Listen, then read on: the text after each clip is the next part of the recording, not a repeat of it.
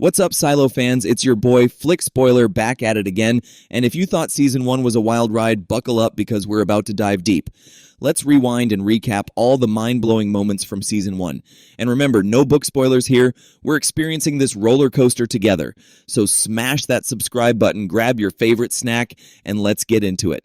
Season 1 dropped us into the mysterious world of the Silo, a massive underground structure where what's left of humanity is trying to survive after some catastrophic event. We're talking 144 levels deep, folks. Life here is all about strict rules, keeping order, and absolutely no questions about the outside world. But you know our girl Juliette, she's not one to follow the crowd. We start off with Sheriff Holston grappling with the sudden decision to go outside, a big no-no that's basically a death sentence.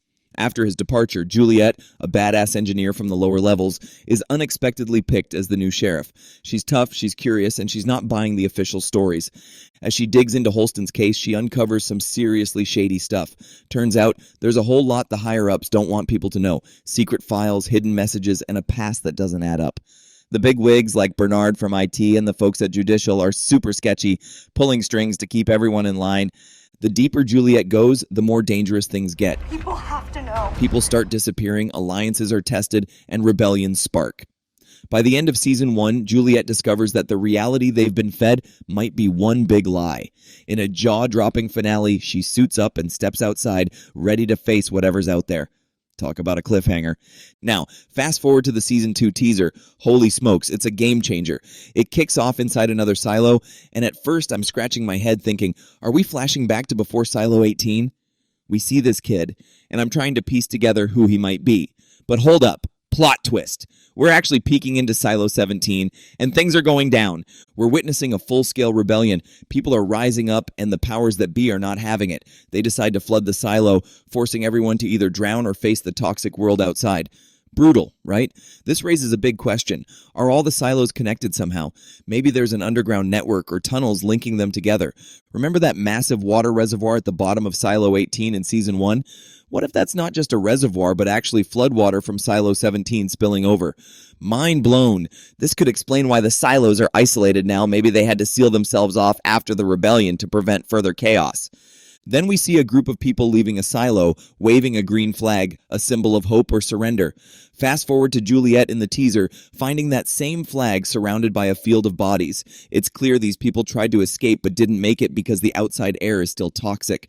Dark stuff, but it adds so much depth to the story. But here's where it gets even crazier. How long ago did this happen? Are we talking a few years, decades, or even centuries?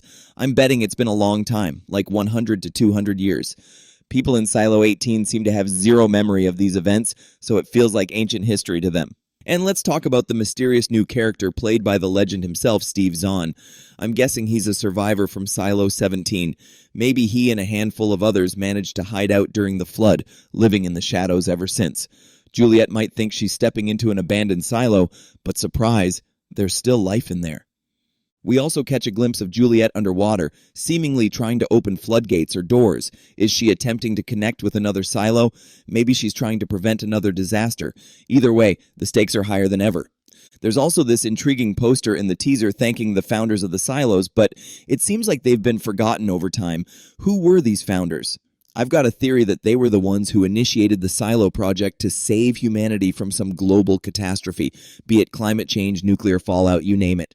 But somewhere along the line, things went sideways, and they might have decided to shut everything down even if it meant dooming people. This brings up another point. Is this whole scenario localized? Could all the silos be situated in one area? Maybe the apocalypse isn't as global as we've been led to believe.